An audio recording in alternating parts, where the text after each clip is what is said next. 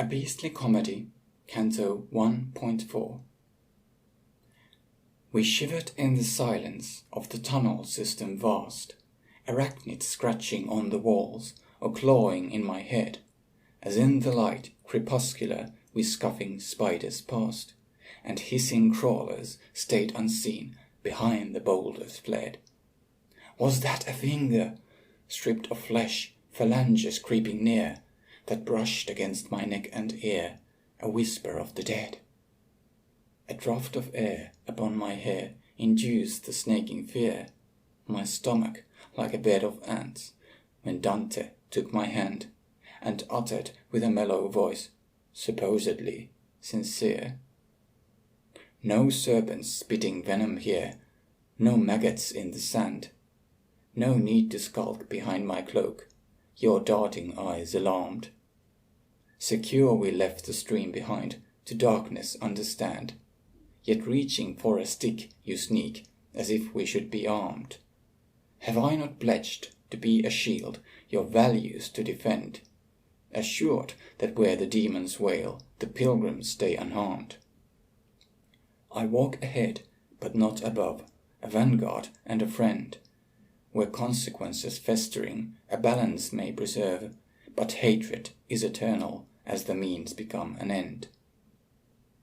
We came to touch the pustules and the sickness to observe, protected by your faith in love, where judges cannot tell if murderers compassion or severity deserve.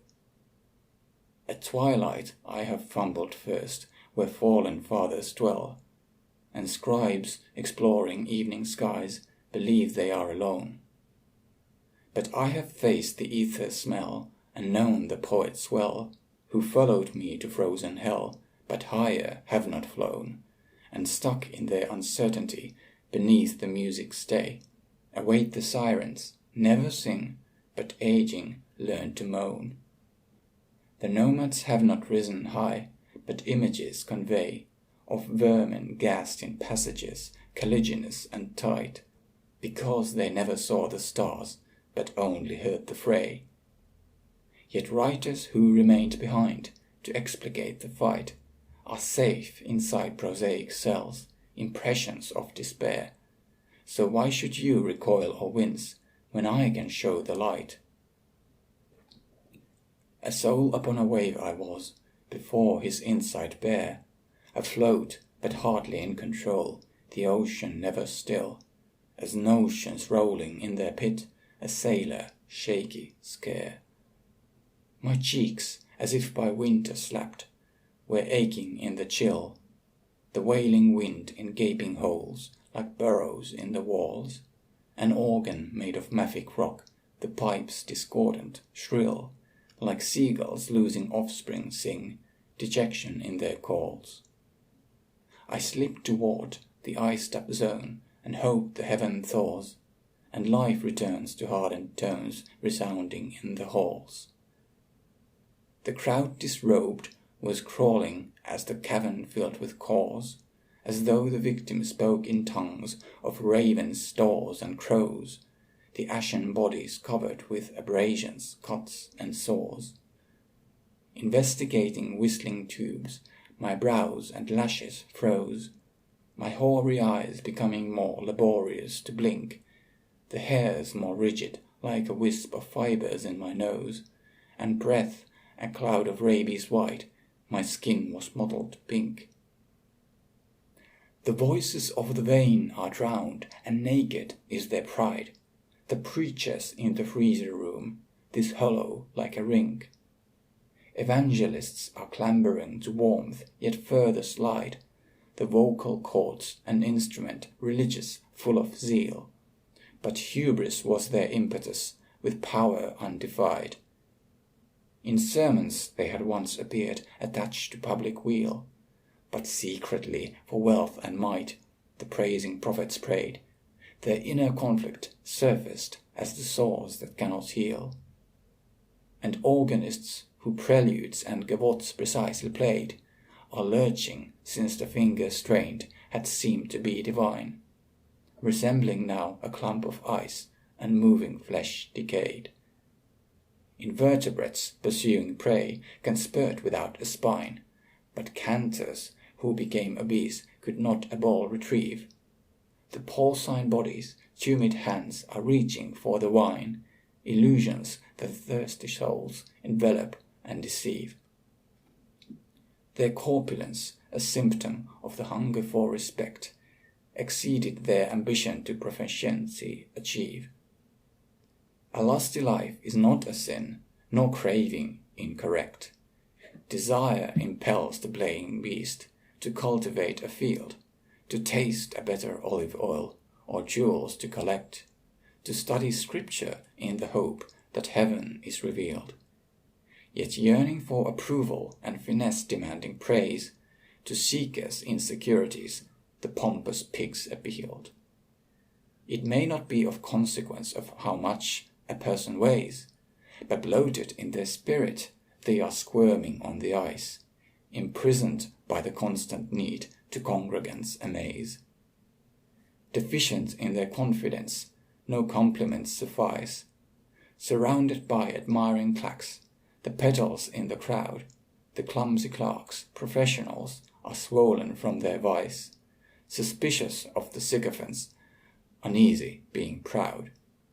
They sputter senseless syllables and with the wind compete, attempting to outsing the holes, the nature's organ loud. But feeble is the human voice that bellows in defeat. Coherence in the phonemes gone, and gone awareness too, as experts on the ornaments can only bark or bleat. Though cats or gulls express distress, a meaning in the mew, the vocals of the haughty choir chaotic were to hear, while walls produced cacophony, lamenting like a flu. I tried to find a purpose, but the message was unclear. The suffering as pointless as divining during drought, when coughing up the detritus, the earth is sick and sere. Should I condemn the bladders who their drivels used to spout, when vanities are harmless and no decency offend? Is there a God responsible for prisoners who shout, a judge who would conceited souls to wintry chambers send? Are humans not inclined to lie? A reason must exist why we have been conceived to die and fade towards the end. Unmask the vain creator, or a God I could resist, for arrogance is all we have, a meaning to create, in life sustained by base desire, or longing to be kissed, the moment of conception and genetics left to fate. A substance out of nothingness we organize with pride. Why should the need of compliments thus artistry negate? The victims have unbeating hearts like fissured stone inside. The loneliness and thirst they hide, a badly sutured wound, yet blaming others when awards or laurels are denied. Like pupae that have spun their bane, in scorn they are cocooned. Without a godly reckoning, their torment self-ordained. The souls that could communicate to miseries attuned. Because their frail identities by plaudits were maintained, the loss of speech, agility, or wit that brought acclaim is like a shackle even though their limbs are unrestrained. Dependent on the gleaming fame they ignorant became, encountering adversities, a reason always found, a Philistine society, or immigrants to blame. Together they could climb the ice, recover, turn around, but shocked they have forgotten that a gesture is a sign, and deeper slide to caverns where more raucous is the sound. The crypt is but the topmost room before the long decline, as preachers even haughtier, more selfish squirm below, where hounds in sightless slumber whine, and worms devour the swine.